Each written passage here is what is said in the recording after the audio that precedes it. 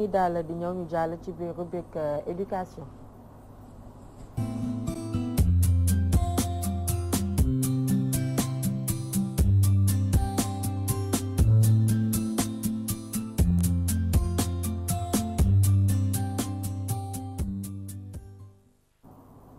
alors Théo dañ lay bàyyi rek nga sekk waxtaan ak Abdourahmane. waaw ni ma la ko waxee sànq tey nag thème bi mooy syndicalisme et politique dañoo gis ne fan yi nag ne espace scolaire bi ak universitaire bi dafa yëngatu. lu tax mu yëngatu ñu bëri sax di wax ne mbirum politique xaw na ci laxasu moo tax ñu dalal kii di Abdourahmane Gueye bi nga xam ne c'est un acteur clé du mouvement syndical te mu nekk jiite UDEN mooy kuréel Union démocratique des enseignantes et enseignants du Sénégal. Abdourahmane Gueye soo xoolee ci maanaam suñu jukki histoire syndicalisme fii si suñu biir réew buñ commencé si année depuis presque mën nañu wax 50 60 ba surtout 68 dañoo gis ne mbirum syndicalisme kenn du wax syndicalisme te duñ ci boole politique lan moo tax. waaw loolu je crois que kenn ku nekk war nga ko mën a nangu parce que dafa amoon ay jamono yoo xam ne. ñi nga xam ne ñoo nekkan ci parti politique yi surtout fii ci suñu réew nga xam ne ñu nekkan ci clandestinité ñoom ñoo gën a am taxawaay parce que amuñu woon feneen fu ñu mën a exprimer seeni tawat di daje ci syndicat bi gën ci am taxawaay loolu moo tax ñoom ñoo doon jiite syndicat yi loolu moo tax ñu fësal ba mu dem ndax ba nga xam ne yenn syndicat yi dañ leen di jaawale ak yenn parti politique yi naam am na ñoo xam ne ñi ngi si woon mais nekkuñu woon ay politique mais nag seen taxawaay aussi mbir mu nekk ki si ëpp taxawaay moom la ñuy gën a jiital loolu moo indi woon politique yi jiite woon syndicat yi mais loolu am na évolution actuellement nii soo xoolee syndicat yi tey ñi ko jiite ñu si bari xëy na tax mën nañu bokk si parti politique mais bokk si parti politique taxut syndicat boobu féete si position wu parti politique boobu nga nekk loolu mooy li nga xam ne tey moom moo am li am si yëngatu yi loolu ni ñu doxalee suñu réew si fii ñu toll nii jëmale ko si njàngale mi loolu moo indi jaxas bi si wàllu njàng bi parce que bu fekkee da nga séq ak nit muy liggéeykat mu am ay tawat jooytu la ko ngeen toog ngeen waxtaan ba tënk ne ñun kat lii dinañ ko def loolu ngeen waxan nag yow mi nga xam ne yaa jiite réew mi nekkoo si naam il faut que ñi nga xam ne ñooy liggéeykat yi ñu taxaw ñoom aussi jaamaarloog yow pour que loolu ngeen xam ne tënkan ngeen ko ngeen mën ko jëmmal parce que loolu rek mooy jëmale réew mi kanam. mais lu reesu loolu dañoo gis ne temps yi moom front bi dafa tàng ba ñi ne politique laxasu na ci espace scolaire bi ak universitaire bi gis nañ ne yi fi amoon. fan yii mooy ba ñi doon marche contre mbirum électricité ñenn ñi ne jàpp ne ñi nga xam ne ñoo def loolu politiciens yi ñu ngi ci mbir bi ci combat bi ba tax kenn ki sax moom dafa am fu mu bokk parce que dafa yore parti mooy professeur Babacar Diop ba tax yeneen naataangoom ne foofu du place am dafa war a génn noo ko gisee. waaw xam nga ni ñu ko gisee mooy dañu nekk ci am réew moo xam ne dafa am ay charte am ay loi te ñun dañu jàpp ne. marche amuñu tax pour bind pour ñu tàggoo da ngay yëglu rek kon képp koo xam ne jàpp nga ne am nga lu la naqari war nga mën a dem ñaxtu ko yow yàqoo sàccoo defoo loo xam ne vraiment lu jar ñu jàpp la di la yóbbu kaso di la tëj rawatina koo xam ne c'est un professeur titulaire nga xam ne ñëpp xam nañ taxawaayam parce que professeur Boubacar Diop ku ko xam nga ne Babacar Diop xam nga ne du nit koo xam ne nitu fitna la mais nag am na conviction bi mooy Sénégal moom la bëgg te wane na ko si daara ju mag ji mu nekk mi ngi jàppale xale yi si anam yëpp mi ngi jàppale réew mi si fi mu nekk su gisee loo xam ne jàpp nañ liy jaaduwut am na droit pour manifester wu loolu jar ñu privé ay parce que tey fi ñu toll nii am na ñoo xam ne dañoo waroon voyager dem bitim réew te moom moo leen di encadrer mais tey jii loolu dafa naxas ñooñu mënuñu dem parce que il fallait que ñu am le format pour mën a dem mais amuñu ko loolu nag dañ jàpp ne vraiment du luy jëmale réew mi kanam li si des ñi nga xam ñoo ñu jiite saa yu nit duutee baaraam si loo xam ne ñëpp ñu ngi koy gis au lieu ñu jéem a xool mbir moomee jafe-jafe boobu li ko waral ñu jéem ko saafara dañ naan non ay politique ñoo nekk si ginnaaw mais ñoom lii nit ñi di def tey ñoom dañ ko doon def démb bu ñu fàtte loolu mbir mi daal man li ma ko jàppee benn politique nekku si ensuite bu ñu fàtte ne ñun ay bâtisseurs de conscience lañu maanaam yàlla daf ñu may xel ñu war a tàggat askan wi suñu gisee loo xam ne jaaduwut dañ ciy tàggat askan wi pour mu mën a ràññatle xool fu muy teg tànkam. mais est-ce que tey doo xoolee reconfiguration am na parce que da nga daan dem gis ku mel ni Madia Diop bien que dafa daan dem politique mais su taxee war a défendre travailleurs yi ñëpp xam nañ ne Madia wax na bu waree grève générale mu def ko tey soo xoolee ci kii ñenn ñi sax travailleurs dañoo demati amatuñu confiance maanaam ci syndicalistes yi parce que bu ñu génnee si élection sociale yi passé presque sur 1 million de travailleurs Sénégal 71 000 rek ñoo voté est-ce que amatul léegi looloo tax ñu ne peut-être que yéen syndicalistes yi dugg ngeen politique ba takk moo tax tey ñu xaw a njort. loolu moom pour man ay waxu kasaw la rek xam nga li am ba am mooy sénégalais si boppam ñoom ñoo amul engagement si lu nekk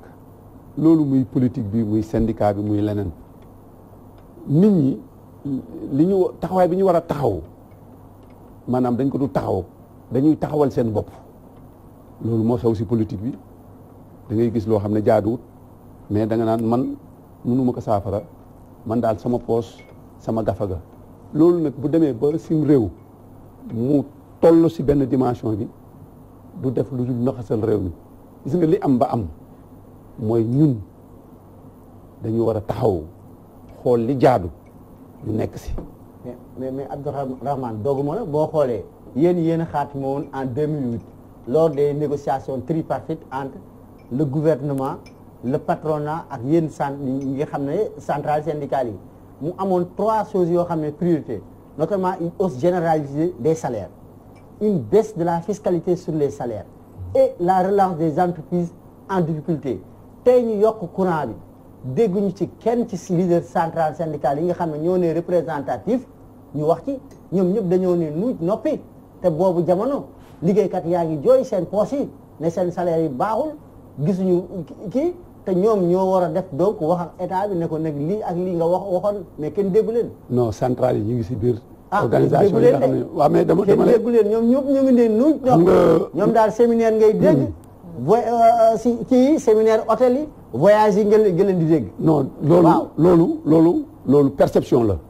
mais la réalité mooy xam nga marché bi ñu organisé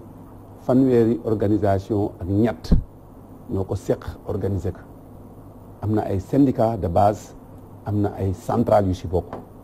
ñun ñii di UDEN Union démocratique da nga xam dañoo lëkkaloo ak centrale bu tudd UNSAS fa la ñu bokk ñun dañoo bind en tant que organisation de base dañoo bokk si ñi ko organisé UNSAS bi nga xam ne ñun ci la ñu bootu bokk na si am na yeneen organisation syndicale yoo xam ne bokk nañ si kuréel yooyu nga xam ne ñoo organisé parce que li ñuy def nii du affaire syndicat du affaire politique affaire koomu réew mi la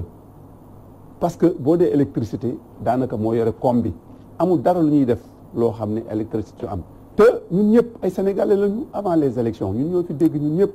ñoom ñu ne tey macha allah électricité bi aar nañ ko ba nga xam ne production bi doy na ba même ëpp na ba nga xam ne dinañ ko jaayee bitim réew mais teg si dolli encore ñu ne dañuy am perspective bu tax xool nu ñu koy wàññee mais booboog léegi at amagu fi doxagu fi ñu xëy rek daal ne dañuy yokk électricité bi. mais la moo tax centrale yi nga xam ne sax justement ñoom ñoo xaatim ak nguur gi parce que yaa xaatim nga gis ne la ñu wax respecté wuñu ko mais lan moo tax ñoom ñuy noppi. est-ce que ñoom politique am na ñuy ne léegi ñoom même gis nañu leen léegi pratiquement kenn du leen dégg ci leen lu liggéeykat yi def ñoom léeg-léeg ñoom séminaire yi la ñuy topp wala maanaam voyage yi wala président di dem fenn nga gis leen ci délégation bi. non mais kenn du leen dégg ci am liggéeykat yi parce que la preuve dossier yi day pendant en justice nga dem tribunal du travail pile dossier ñu gagné dossier yi amul benn force de pression bu ñuy def devant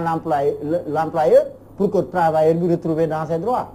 non loolu laa lay wax man ne la loolu perception bu am na yow journaliste nga da ngay dem nga gëstu nga dem toog. non damay gëstu de. waaw xam naa ne gëstu nga ay travailleurs yu bëri ñu may saisir. non dañuy saisir mais dama ne la dem si benn syndicat dem ba gagné syndicat bi war a ñëw def forte pression pour maanaam ñu appliquer décision de justice bi finalement lan la ñuy mujjee même bu ñu woowee sax gars yi dañuy daw. non loolu beneen affaire la xam nga loolu xam nga am réew bu fekkee ne justice dafa am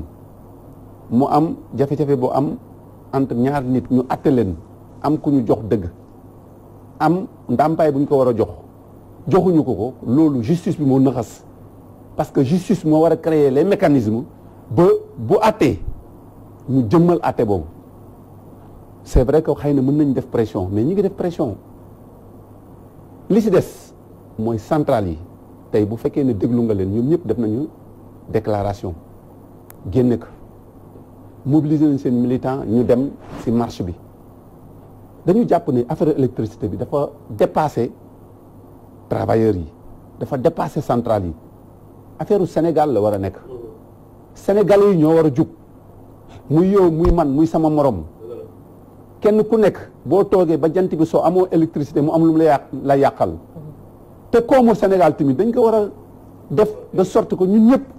vraiment ñu bokk ci jëriñu pour protéger benn élite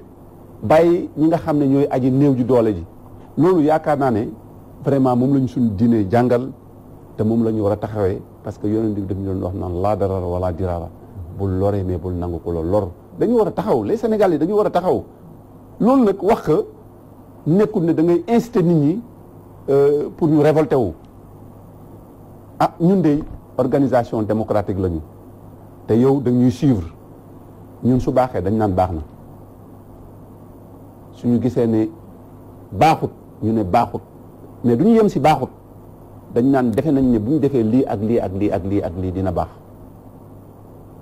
mais bu dee dañuy xool rek te yàlla tax rek ñuy wax ak mandute mooy ñi fi nekk très sincèrement tu as comme l'impression que ñoom affaire yi intéressé wu leen mais xoolal histoire bi am nii actuellement nii lii am loolu dafa ñaaw tax ci Sénégal ay gerte gi nga xam ne baykat yi lañ ko war a jox ñu lay wax naan ne noonu dañ koy jox ay gros producteurs ñoo xam ne xamuñu tax fu tool nekk ñu jox leen ko ñu koy jox seen i nit parce que ñoom ay politique lañu mais loolu ci Sénégal dafa ñaaw rafetut war nañ ko dépasser parce que réew mi quand même am na pour avancer.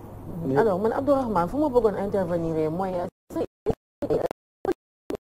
yéen a ngi koy def est-ce que war na di dem bay répercuté wu ci li nga xamante ne mooy éducation bi parce que tey jii nii c'est vrai que ku nekk am nga droit nga far fu la neex mais waru en tant que yow enseignant waroo ko fësal boo xamante ne nii tey jii nii dina dem bay am ay répercussions ci li nga xamante ne mooy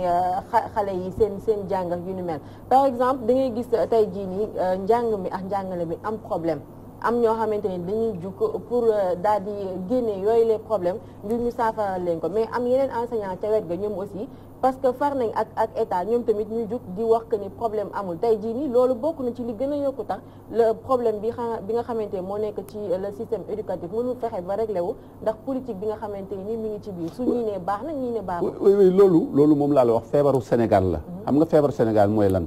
su fekkee ne yow da nga nekk sénégalais. te li lay intéressé mooy sa poche mooy ngay parloo mais kooku loolu du affaire njàngale mi loolu c'est le Sénégal maanaam da ngay gis koo xam ne tey da koy wóor biir ne lii mooy dëgg mu gis ko mu wóor ko ne lii mooy dëgg mu war ko dut baaraam mais parce que dafa farak nit rek daal di gëmm bëtam même nos politiques laa ngeen di dégg ñuy wax mais lii ñuy wax ni tey mais démb ñu ngi ko doon dund di ko gis te waxuñu ko woon te nit pour man da nga war a maandu donte yow da nga far ak nit mais bu dëgg jotee da nga ko war a wax su fekkee ne de defar rek moo la tax a jóg li ma la mën a wax mooy syndicat man de syndicat bi ma jiite am nay jamono dañ daan wax ne LD moo ko doon jiite parce que jamono yooyu waa LD ñoo gën a taxaw ñoo gën a fës su renouvellement amee ñoom ñooy dem ñooy nekk ci terrain bi xam nga nit du fal ku mu gisul mais tey boo xoolee configuration bi am na ay LD mais ëppatuñ si man LD debout laa bokk LD laa nekkan ñu dàq ma maa ngi LD debout mais li may nekk secrétaire général ñun dañu tënku si ay charte yoo xam ne tey lu ñuy def instance moo koy décider waaw boo ñëwee nga nekk si instance yi nga wax sa xalaat sa moroom wax xalaatam ñu tënk est-ce que yow am nga sañ-sañu jug ne man damay def lii parce que lii la ma sama parti wax wala lii laa bëgg a def mais soo ko defee bu subaa ñu jëlee la fa donc man li ma jàpp daal mooy ku nekk mën nga feet far mais far bi nañ ko teg si dëgg suñ ko defee rek après dinañ avancer quoi parce que politique question de conviction la. léegi sa regard ci crise bi scolaire ak universitaire bi lan lañ war a def pour mu dal. parce que fu mu toll ni coow li bëri na. parents d'élèves yi sax dañoo jaaxle. non li ñu war a def rek mooy wax si gor si wax ja ñun ñëpp xam nañ ni grève bi taran na daaw jéeg ñëpp d'accord nañ si juróom-benn weer boo ko gréwee si juróom-ñeenti weer daanaka jànguñu. ñu waxtaan tënk ay ponk yooyu état bi war ko jëmmal du ma ne état bi defu dara de parce que loolu aussi dëppwut ak réalité def nañu mais am na lu des parce que koy liggéey da nga bëgg a avancer te tey lenteur administrative yi maanaam nit liggéey fukki at mënul avancer te nga xam ne amul fenn fu mu yaakaare ne koomam wala salaire am day yokk lu mu avancer mu toog fukki at avancé wut loolu jafe-jafe la bu avancé këyit gi koy mandargay ne avancé na dana toogaat ñaari at xam nga fukki at ak ñaar yooyu mu toog ba jot këyitam yóbbu ko finance su ko yóbboo finance pour ñu fay ko rappel bi ñu ne impôt bi c'est annuel soo waree am juróom-benn million ñu fay la ñaari millions ñu ne ñeenti millions yi impôt la parce que dañuy calculer ne yow at bu nekk da nga war a fay donc fukki at yëpp dañ koy calculer mais loolu nañu jaaduwut même su dee impôt dafa nekk annuel te nit ki maanaam li ko dal yow yaa ko teg ndax jumtukaay yi nga waroon am pour di mandarga di saytu moom avancement am si yow la jógee mais loolu da nga war a tenir compte si loolu mais doo leen dégg ñu wax loolu mais bu leen arrangé ñoom ñu dem assemblée nationale voté ne élection yi war na am béréb waxtu sàngam mais nañ ko yóbbu waxtu sàngam parce que loolu ñoom ça les arrange mais ñi nga xam ne ñoo yore tey Sénégal te muy xam-xam gis nga man yàlla def na dem naa réew yu bari mais gis nga réew yi fonk njàngale réew moo si gis rek décollé woon demal Thaïlande demal Chine demal les pays asiatiques mais am na fukki at wala ñaar fukki at si ginnaaw mais daanaka amul woon benn koom mais c'est parce que dañu gëm ne xam-xam moo yore lépp. mais est-ce que xoolal projet yi kenn du ko évaluer dañuy te au même moment tamit ñu ngi détourner ay fonds alloués à l'éducation kenn du ci def bilan les gens ne sont jamais inquiétés. oui mais loolu mooy suñu feebar mooy ñun politique rek la ñuy def ñi fi nekk politique rek la ñuy def ñu leneen réew mi bu ñu bëggee mu dox l'imam Abdou Aziz waxan moom la ñuy def mooy kenn ku nekk da ngay fàtte sa bopp ñu jiital réew mi nag mooy lan ñu bàyyi xel ñi nga xam ne ñooy askan wi kenn ku nekk foon fi nga nekk ñu def kem talaay kattan ba nga xam ne di nga fa mën a gis sa bopp ñu teg ko si yar ak njub kenn bañ a yàq mais loolu suñ ko defee mais réew mi dina jëm kanam mais man su fekkee damay liggéey guddeeg bëccëg maa ngi si oto yi di dañ-dañi te du ma mën a am dara nga gis koo xam ne moom day toog rek di tàccu di wax naka su dul noonu xam nga parce que mi ngi ànd ak ministre bi parce que wala mi ngi ànd ak koo xam ne xëy na mi ngi si politique bi di ñuy gis ñu koy defal ay faveur mais bu yàggee yow mi doon kii rek da ngay découragé su fekkee ne dëgëroo trop da nga naan man tax damay bàyyi li may def dem toppi nit que le ànd ak moom nekk si li mu nekk loolu nag dafay yàqam réew dañ koy lal si xam-xam si dëgg si njub si mandute ñun loolu la ñuy woo nit ñi te loolu la ñu yaakaar ne moo war a am li si des naan ku wax rek ku jug wax dëgg rek nga ne noo day politique mais la vie est politique hein tout ce que nous faisons est adossé à la politique. mais askan bi ñoo yey wax ku jug wax dëgg rek da ngay politique parce que dañ fi daan gis nit ñoo xamante ne nii dañ daan jug di tenir des discours yoo xamante ne nii yow boo leen dégloo da ngay am gëm-gëm si ñoom te tey ji ñoom ñëpp comme ni ko Tiwo waxee sànq ñoom ñëpp noppi nañ gisatoo leen parce que état woon na leen am na mu defanteex ñoom ñu toog déggatoo leen ci dara. oui loolu moom ñu ñëpp ay nit lañu. xam nañ ne nit yàlla moo ko bindee nee na ni quoi xam ne maanaam mais dama ne nañu góorgóorlu ba nga xam ne dëgg am na ñoo xam ne soo leen dañ jox milliard du leen tere bu dëgg jotee ñu wax su lu jub jotee ñu taxaw si mais joxe nañ sànq benn exemple Boubacar professeur titulaire la su ko neexan Babacar Diop bu ko neexan mënoon na toog mu ne man am naa sama xam-xam damay toog lu ñuy def mais man maa koy témoigner man gis naa ba tey ay étudiants yoo xam dañu jóge fu sori si réew mi ñëw am ay jafe-jafe mu ànd ak ñoom te mu def ko te kenn déggu ko mu wax parce que il est sorti dans l'anonymat xëy na lii moo tax mu génn mais ñooñu le Sénégal a besoin de ces gens là ñi nga xam dañuy def te yàlla tax ñuy def te li ñuy def dañ ko def parce que ngëm-ngëm la waaw mais ñooñu nañ leen bàyyi ñuy wax du am du ñàkk nag ñoo xam ne toujours ce qu'on appelle les traîtres entre guillemets il en aura toujours ñoo xam ne bu ñu yaakaar ni fii moo gën a tooy rek ñu dem da ngay ànd ak seen nit tax mu metti rek mu daw bàyyi la bon loolu dina am mais nañu fexe ba ñooñu ñu minoo rek mu ñekk ñu néew réew mi dafa war a décoller wu te Sénégal vraiment dafa mérité wu avancé parce que fii ñu baax rek ñoo fi nekk ñuy baax ba tey waaye ñu bañ a jiital intérêt personnel ñu baax rek ñoo fi nekk di def lu baax vraiment waxtu bi xoj ñu nañ donc sa kàddu bu mujjee non remercier leen gërëm leen sant leen encourager leen parce que lii ngeen di def nii dafa bokk ci contribution au développement du pays gis nga réew mi lii moo koy defar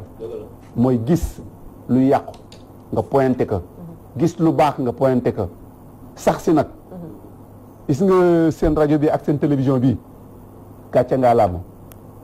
yàlla nag da ci teg loxoom parce que boo nekkee si lu baax yàlla da lay jàppale yal na leen yàlla jàppale yal na leen yàlla taxawu on est tout fiers de vous merci beaucoup Abdourahmane Gueye ñu ngi kontaan bu baax a baax ci kàddu yooyu noonu nga yëkkati di kontaan aussi ci waxtaan bu am solo bi nga xamante ni seqoon nañ ko ak yow Théo yow aussi ñu ngi lay remercier ñu bàyyi la nga tàggatoo waaw ñu ngi wax nag lépp lu ñu fi wax rek c'est pour avancé képp nag ku yaakaar peut-être que dañuy ñëw dingaat déedéet fii nag place tribune la boo xam ne dañuy échanger pour lu soxal réew mi lu ko jëmale kanam donc nag ñuy wax nag ñu ngi jox dig daje téléspectateurs yi talaata bi di ñëw si beneen thème bu soxal maanaam mbirum jàng d'accord bu soxal mbirum jàng mi bu soxal askan bi mi ngi noonu Théodore Semedo ñu ngi koy jaajëfal bu baax comme ni mu ko waxee di ko jox rendez-vous semaine prochaine incha allah ci beneen thème boo xamante ni dina soxal njàng mi ak njàngale mi léegi dañuy daal di ñëw ñu dem ci rubrique càmm gi